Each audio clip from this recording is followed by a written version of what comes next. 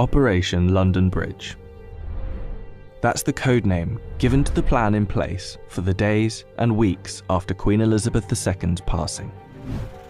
The Queen has been sitting on the royal throne since 1952. That's the longest reign of any monarch in British history.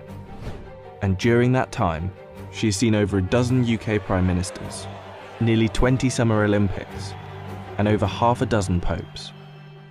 The Queen is the cornerstone to the Commonwealth, the patron to almost 600 organisations and charities, and plays a pivotal role in the UK's alliance with many countries. So her passing will bring about a lot of change.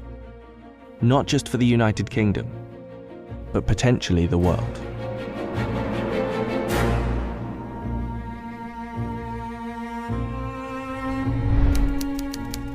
Her private secretary, the Right Honourable Edward Young, will immediately pass a message on to the acting Prime Minister at the time. That message will likely read, "London Bridge is down." The Prime Minister will then set Operation London Bridge into action. Within minutes, the 15 governments outside of the UK where the Queen is head of state will be informed over a secure line. And that will be followed by the other 36 Commonwealth nations and leaders around the world. The gates of Buckingham Palace will then dawn a black-edged notice of the news. At the same time, a newsflash will alert media around the world. Every media outlet is prepared for the news. Every radio station has a network of lights that will flash to indicate a national catastrophe such as this. All BBC shows will stop and proceed to run a feed dedicated to the news. Newsreaders will change into the black suits and clothing that is on hand at all times in the news studio, and the traditional red BBC News branding will turn black. Newspapers, TV channels and radio stations have days of coverage ready to go. On the same day as her death, the Queen's eldest son, Charles, will immediately become king.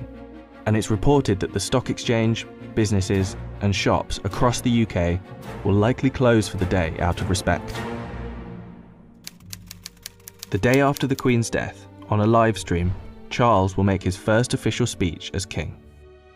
And the government will swear its allegiance to the sound of a 41-gun salute in Hyde Park, London.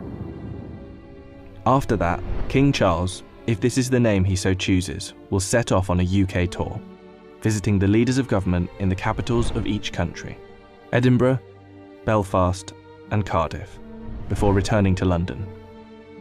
During this period, TV channels will play the many documentaries already made in the Queen's honour, and the BBC will refrain from playing comedy shows as a sign of respect until after the funeral. 4 days after her death, the Queen's coffin will be led on a military procession from Buckingham Palace to Westminster Hall. Here she will lie in state over the next 4 days, and after which King Charles, family and dignitaries will pay their respects. Then the doors will open to likely hundreds of thousands of people queued up outside.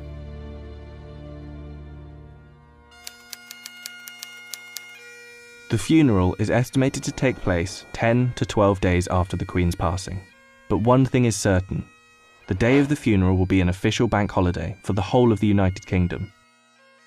The stock exchange will close for a second time in under 2 weeks, and many businesses will follow suit. At 11 AM sharp, the bells of Big Ben will chime, the country will fall silent, and the coffin will be brought inside Westminster Abbey, where 2,000 specially invited guests will bow their heads in prayer. After the service, the coffin will be taken to Windsor Castle, and then finally to St George's Chapel, where Queen Elizabeth II will likely be laid to rest next to her father, King George VI. Likely within a year after the funeral, an official coronation for King Charles will take place on yet another bank holiday. All in all, accounting for the multiple bank holidays, funeral expenses and coronation celebrations, the Queen's passing is estimated to cost the UK economy billions of pounds. In addition, hundreds of changes will happen across the UK in the months to come. New British currency will be printed with the King's portrait, and the Queen's currency will slowly be removed from use.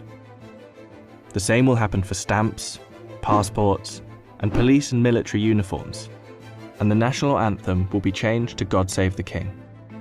Not to mention how the world and Commonwealth will react to the new king could alter the British royal family forever. For example, there is growing support in Australia for the country to become a republic, and the Queen's death could heighten that support. This could lead other countries to follow suit, which would almost certainly weaken the British monarchy. This scenario will one day be upon us. Operation London Bridge will be triggered, and arguably the biggest funeral of our lifetime will be witnessed around the world. This will be the end of an era.